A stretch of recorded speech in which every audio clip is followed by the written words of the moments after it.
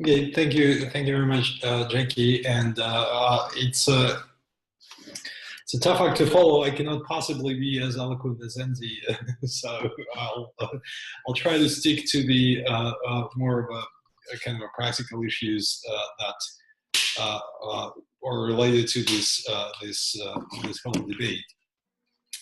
And one thing I want to start with is that now that the treaty is actually almost is coming to the end, you've heard just earlier that the United States and Russia had an unsuccessful meeting in Geneva that tried to resolve some of the issues, and apparently the United States indicated that they will submit the notice of withdrawal on February 2nd, although it's not entirely clear, but that's where we're going. And 6 months after that, the treaty will cease to exist. So we are on the kind of a finishing line. I don't think that there much more can be done to save the treaty. But the problem is that we still don't really know what this is all about. And so what is this violation that the United States is accusing Russia of? And because since we don't know what the violation is, it's difficult to judge whether it's really whether it could be justified at all. The dismantlement of one of the few arms control and disarmament agreements, and so I'll try to walk through that. And so the first question is that do we know if Russia actually violated the treaty? The answer to that is probably yes, in the sense that there is it's very likely that there was a technical violation of the treaty. And the treaty, there are some provisions that are kind of very detailed. And it is entirely possible that, yes, Russia did developed and tested a missile that has the capability to fly to the ranges that are prohibited by the INF treaty. But again, as I said, Russia, of course, denies that, and we don't know this for certain because we haven't seen actual evidence that the United States claims it has. But I would not discount that possibility, and I think in all likelihood it is possible. However, the next question is whether this violation was in any way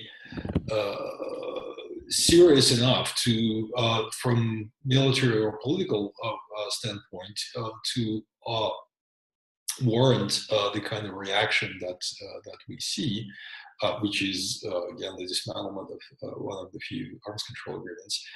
And I think the answer to that is probably not, in a sense that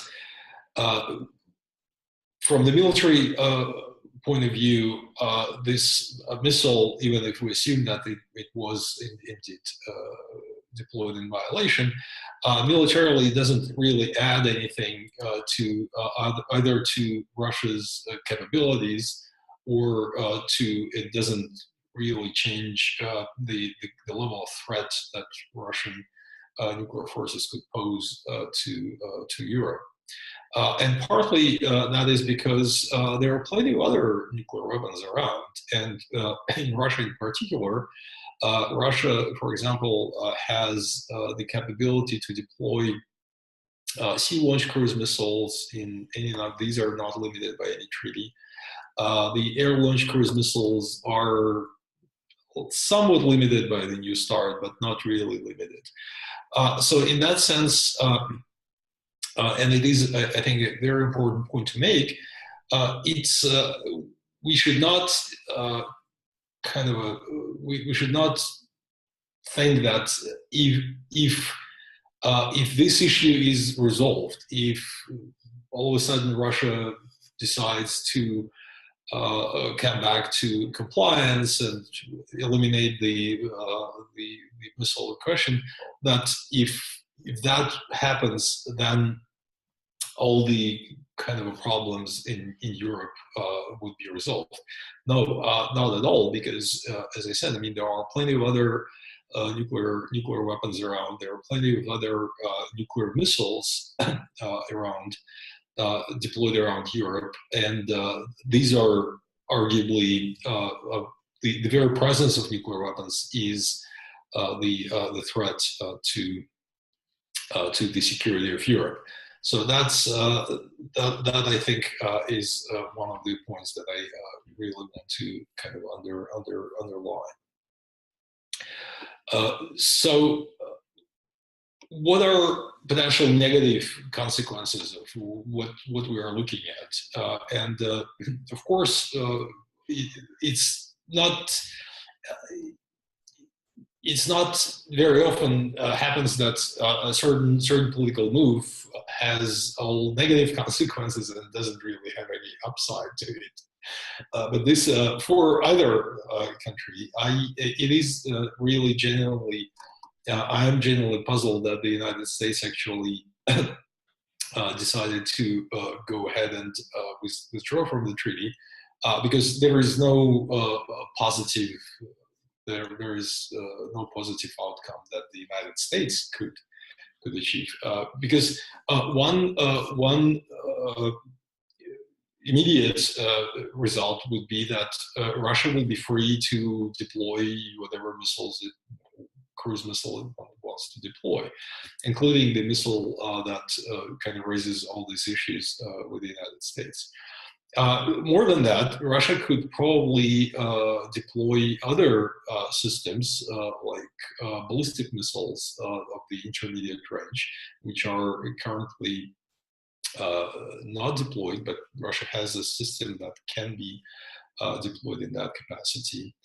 I just don't see how that would security of anyone in Europe or the United States would benefit from that.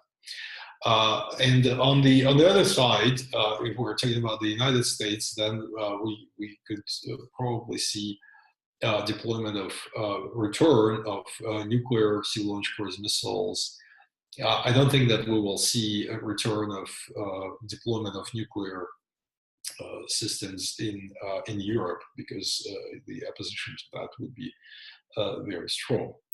And the other potentially very negative consequence would be the demise of the New START treaty. This is a treaty that limits strategic forces, and it's very difficult to see how, in the atmosphere that is created by the with kind of a dismantlement of the INF treaty, how the New START could survive.